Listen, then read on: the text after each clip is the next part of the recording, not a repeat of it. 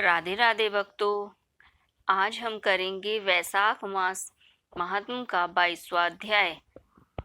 जैसे कि आपने देखा ही होगा हमारे और पीछे वाले अध्याय। तो चलिए शुरू करते हैं आज का। व्याध कहने लगा कि हे महात्मा, मैं अत्यंत दुर्बुद्धि और पापी हूँ। हे दया के सागर, अब मुझ पर ऐसी कृपा करो कि जिससे अब मेरी बुद्धि दूषित होकर खोटे कर्मों में न जाए। अतः आप मुझे उपदेश दीजिए। व्याध के ऐसे वचन सुनकर मुनि ने उसको धन्य धन्य कहा और फिर उसको उपदेश देते हुए बोले कि हे व्याध, यदि तू शांति की इच्छा करता है तो वैशाख के धर्मों का पालन कर। हे व्याध, यहाँ पर धूप अत्यंत तेज है, न छाया है न पानी। इस कारण चलो कहीं दूसरी जगह जल पीकर और छाया में बैठ स्वस्थ चित्त से तुम्हारे सामने पाप नाशक महात्म्य का वर्णन करूंगा।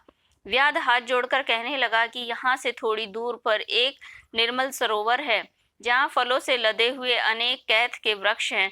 वहाँ निश्चय ही चित्त प्रसन्न होगा। व्याध की यह बात सुनकर शंख मुनि उनके साथ चल दिए और थोड़ी दूर जाकर उन्होंने देखा कि निश्चल ही एक निर्मल सरोवर है। मुनि ने उस सरोवर में स्नान किया, फिर देव पूजन कर व्याध के लिए आए हुए श्रमनाशक मीठे कैद के फल खाए।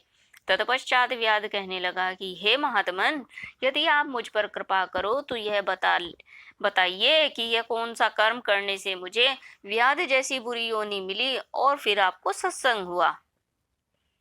मुनि हंसकर कहने लगे कि तुम शाकल नगर में वेद पाठी ब्राह्मण थे। तुम्हारा नाम स्तब्ध और गोत्र श्रीवत्स था। एक वेश्या से तुम्हारा प्रेम था, उसी से संगति दोष से हमने नित्य कर्मों को त्याग दिया और शूद्र के समान रहने लग गए।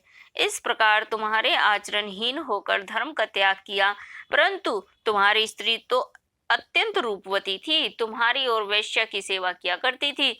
तुम दोनों पलंग पर सोते और वो नीचे सोती, तुम्हारे पैर धोया करती और तुम दोनों को आज्ञा का पालन किया करती थी। वेश्या के मना करने पर भी वह पतिव्रता वेश्या सहित तुम्हारी सेवा किया करती थी। एक दिन तुमने भैंस का दूध और मूली खाई तथा तिल भी खाए।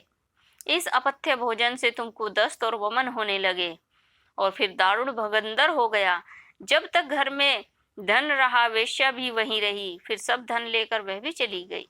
इस पर तुमको बड़ी घृणा हुई और तुमने अपनी पतिव्रता स्त्री से कहा कि मैं अत्यंत निष्ठुर और वेश्यागामी हूँ। हे सुंदरी, मुझ पापी ने तेरा कुछ भी उपकार नहीं किया। जो अपनी नम्र भार्या का मान नहीं करते वह 15 जन्म तक नपुंसक होते हैं।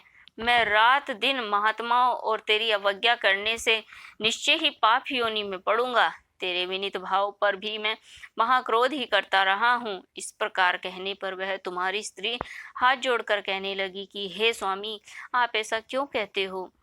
मैंने आप पर कभी क्रोध नहीं किया। यदि मुझको दुख प्राप्त हुआ है तो मेरे कर्मों का फल है। तुम मेरे प्रति दीनता और लज्जा मत करो। जो स्त्री अपने पति के क्रोध को सहन करे वह साध्वी है। ऐसा कहकर वह अपने पिता व भाई के घर से कुछ धन लाकर तुम्हारी सेवा किया करती रही। दिन रात मलमूत्र धोकर तुमको शुद्ध रखती व कीड़े आदि निकालती। रात दिन नींद त्याग कर अपने भर्ता के दुख से दुखी होकर कहती, हे पितरेश्वरो, तुम मेरे पति को रोग से मुक्त करो तथा मेरे पति को पापहीन करो। तब देवता वैशाख में गर्मी के मारे संध्या समय तुम्हारे घर आए। उनको देख तुम्हारी स्त्री कहने लगी कि अब मेरे घर वैद्य आ गए हैं, अब इनके द्वारा मेरे पति का रोग नष्ट अवश्य दूर होगा। तब तक वैद्यों ने मुझको ठग लिया। उनके चरण धोकर तुम्हारी स्त्री ने अपने सिर पर वह चरणोदक छिड़क लिया। फिर महात्मा को गर्मी से व्याकुल देख शरबत पिलाया। फिर दूसरे दिन प्रातः वे महात्मा चले गए। उधर तुमको सन्निपात हो गया और जब तुम्हारी स्त्री ने तुमको त्रिकुटा पिलाया तो तुमने उसकी उंगली को काट लिया। तभी मेरे दांत भिज गए और उंगली तेरे मुख में रह गई। इसी अवस्था में तुम्हारी मृत्यु हो गई और उसी वेश्या के ध्यान में तुम्हारे प्राण निकल गए। अब तुम्हारी स्त्री अपना कंगन बेचकर ईंधन लाई और तुम्हारी चिता के साथ ही वह भी सती हो गई। इस प्रकार सती होने तथा वैशाख में शरबत पिलाने व चरणोदक सिर पर छिड़कने से वह सदगति को प्राप्त हो गई।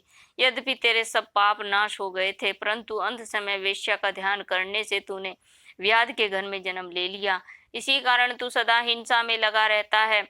तूने अपनी स्त्री को शरबत पिलाने की आज्ञा दी थी, इसी कारण व्याध योनि पाकर भी धर्म पूछने की तेरी सद्बुद्धि रही। तूने भी मुनि के चरणों का जल अपने सिर पर छिड़का था, इसी से तुझे सत्संगति की प्राप्ति हुई। तुमने अपने पूर्व जन्म में जो कर्म किए वह सब तुमको बतलाए। तेरे ये सब पाप पुण्य मैंने दिव्य दृष्टि से देखे हैं।